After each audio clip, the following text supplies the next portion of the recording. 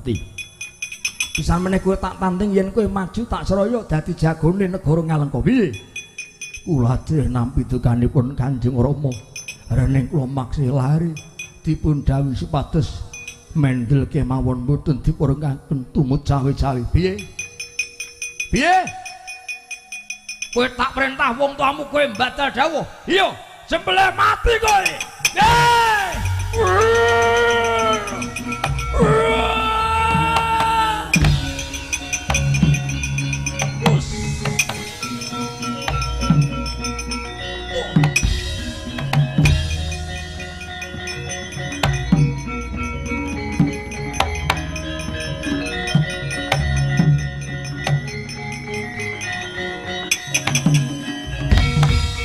Kinumba,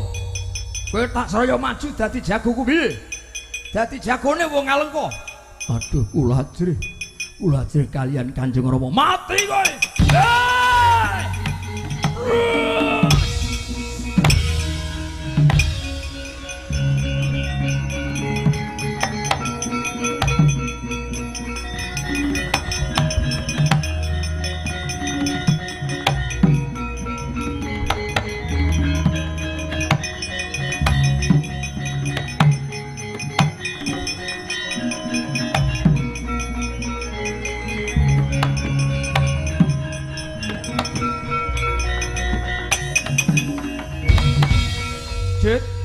Wonten dawuh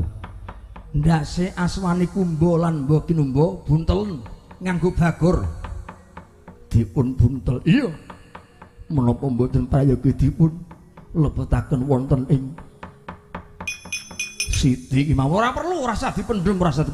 aku mung njaluk ndase wae, ndase dikethok saka gulune. Ndase aswani Kumba lan Mbah Kinumba buntelen bagor. Lajeng dawuhipun sawanana panglebur gangsa aturna ana kadang Kyai Kumbakarna.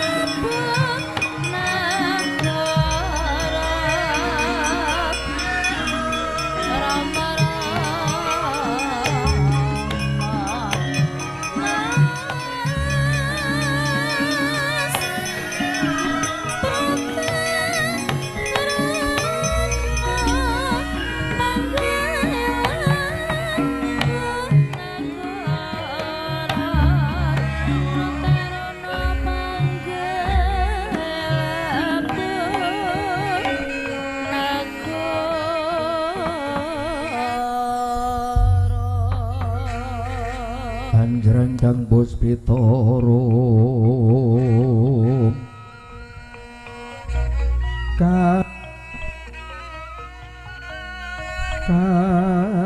katiuping samirana mrik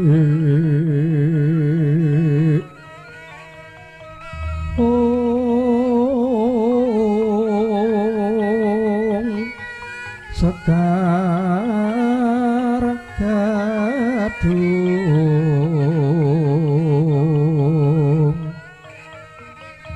kongas gandanyo mawe raras renaning driya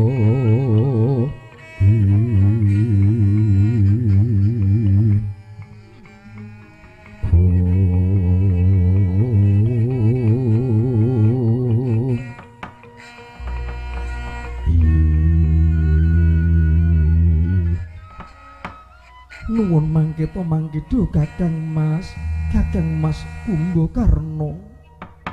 mboten nginten babar pisan sampun pundhat anggen paduka nglampahi tapa nindra inggih tapa sare wonten nginggiling Hardika Karna kula nyaosaken pangabekti mawon tumugi Kanjuk garwanipun Kakang Diajeng wis wani wis tak tampa nggonmu ngaturke pangabekti pangestu Kutampanana sanget anggen kula mundi paring pangestu paduka Kang Mas Kumbakarna mboten kados dene padatan hanggung galibetan narasing manah kula dupi kula nguningani paduka nggenipun kondur wonten ing kasatriyan panglebur gangsa kok mboten jenjem semunipun Kang Mas Kumbakarna persajan wae Diajeng kawruhanana sejatinipun Kakang nggone nglakoni tapa nindra durung undhat langing anakku lanang Indrajit sing mungu sing digarke nggonku tapa wigatine aku disaya dening Kakang Dasamuka supaya dadi senopati Ngalengka nanging aku ora saguh menapa sebabipun kados mengkaten Kakang Mas aku ngerti yen Kakang Prabu kuwi wong sing murka sing ora bener kuwi Kakang Dasamuka lah kok aku kon belani karo tumindak sing luput kok aku kon belani karo tumindak sing kleru oh aku bakal kesempyuk ing radan kalebetaning dedosan wis wani ucape Kakang Dasamuka ndrewili kaya bethet sewu aku dicutlat kaya werjit cacing digusah kaya wong gusah pitik digetak kaya wong getak dara oh selawase urip aku ora bakal mbelani karo kadangku Kakang Dasamuka malah kepara aku ngelingke supaya Rekyan Sinta dikondurke Prabu Rama Wijaya ning panggah rasane puguh atine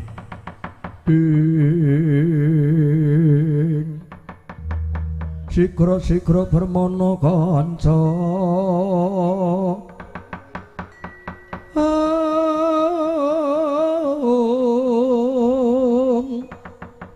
Jomang rakiting nawang sasangka Eka tunggal mataknya kang gumingsir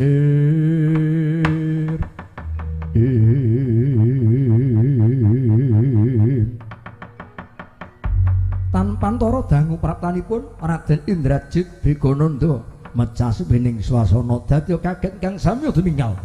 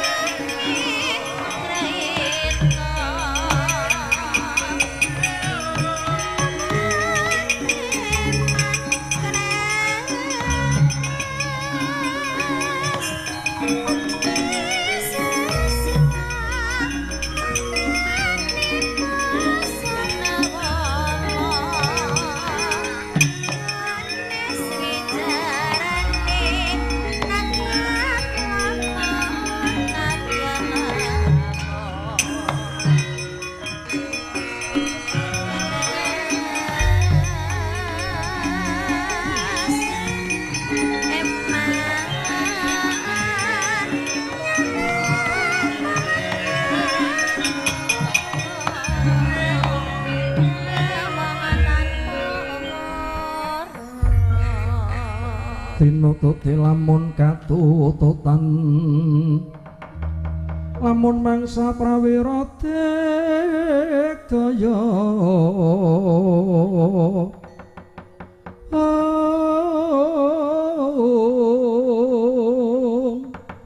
lamun mangsa prawira digdaya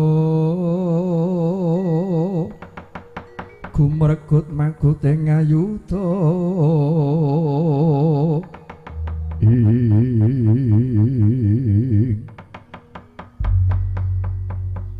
ora ngira babar pisan jroning kasatriyan panglebur gongsa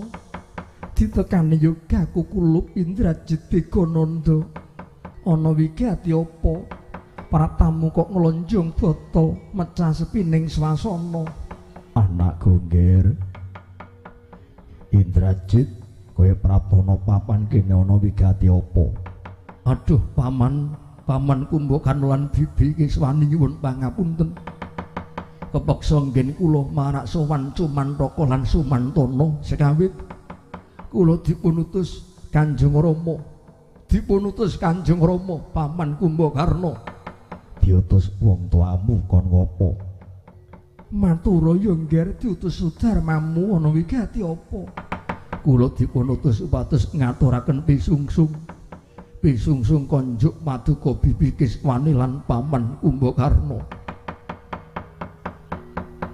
Duh Kakang Mas, kados pundi Kakang Mas ingkang putra menika dipunutus ingkang ngraka ing Alengka sakmelu ngaturaken pisungsung. Iya, yen kaya ngono coba aturna wujude apa kirang priksa monggo paman kula aturi.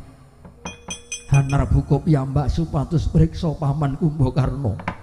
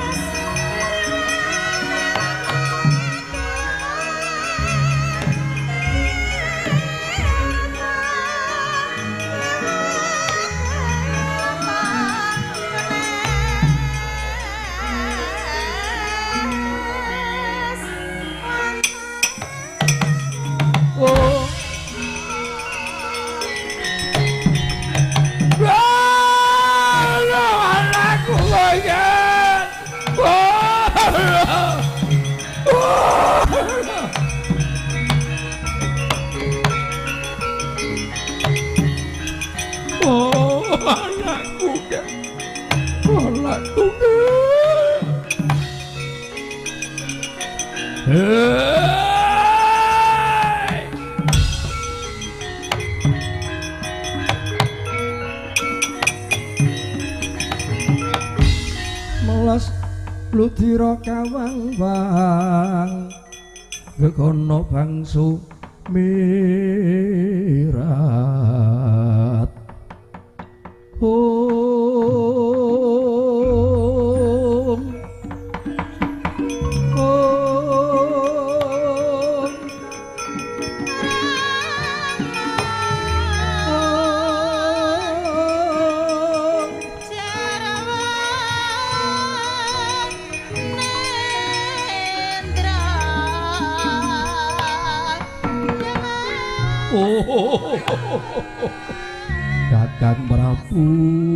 Kakang Prabu lah kok tinemune malah anakku sing dadi korban aswani Kumba lan Mbok Kinumba kowe bocah ora ngerti kentrang impuling perkara ha kok kowe dadi korban sesak rasaku nanti aku ora bisa geglawat sarenduning raga rasaku kaya wis ambruk nglumpuk kaya kapuk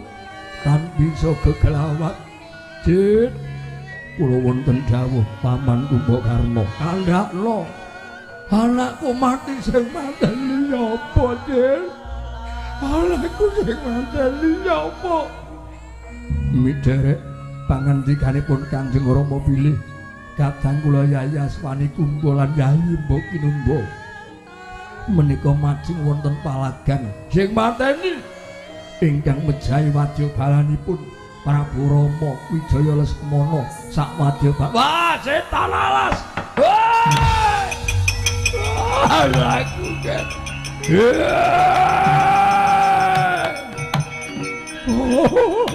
aku kan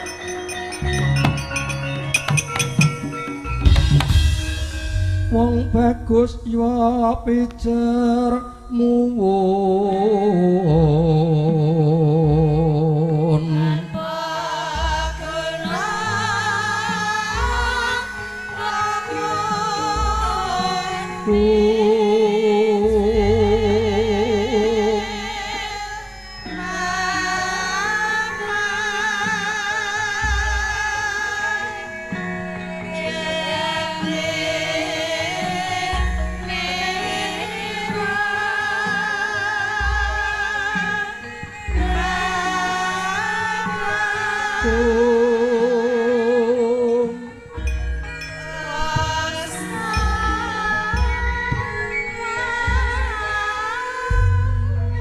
gendong tias wigena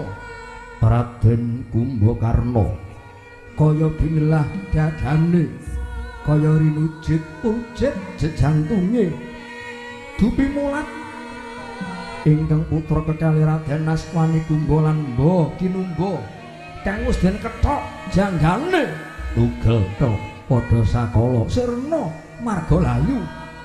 ketang tresnane Sudarma dhateng putra pramila ambruk-lumpruk Raden Kumbakarna tambuh sutaning galih satemah dadi angkles kekes gantes usana dadi lemes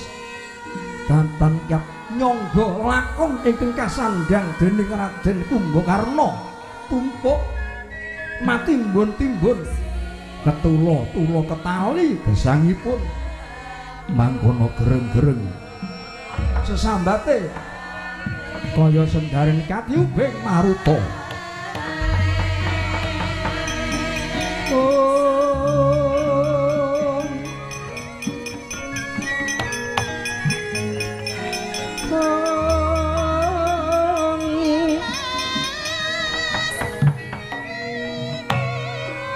Urimo Taman Kumbakarna bilih adi kula sampun dumugi ning pejah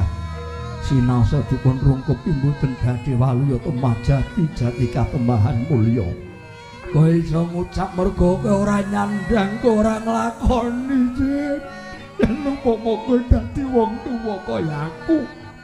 kaya ngapa rasane jin kaya ngapa rasaku anakku nggih Aswani Kumba lan Mba Kinumba tak suwunke marang Yang Widiwasa tak sampurnake muga-muga gugurmu ana ing Madyalega dadi pengawak kusumaning bangsa ngger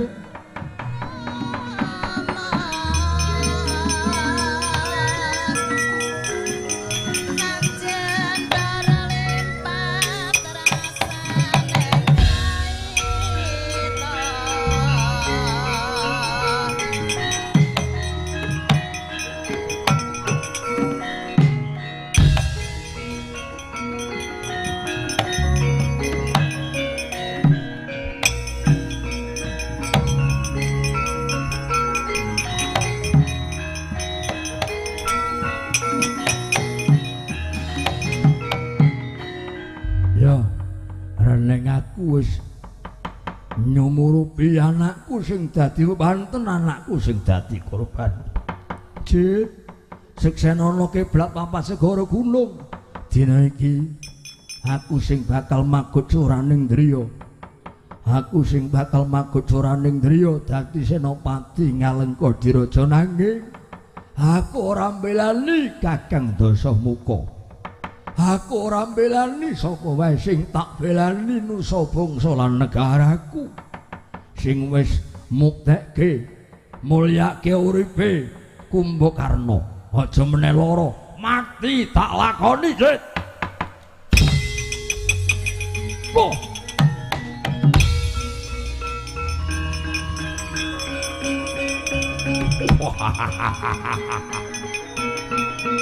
Kena Puskrama panjenengan. Mongko sejatine sing mateni dudu wajah balane Rama Wijaya. Sing nyernake Sudarmaku dhewe. Rama Prabu Dasamuka ning nganggo cara Puskrama supaya nggugah penggali Paman Kumbakarna satemah gelem magut suraning Dira dadi Senopati Ngalengka.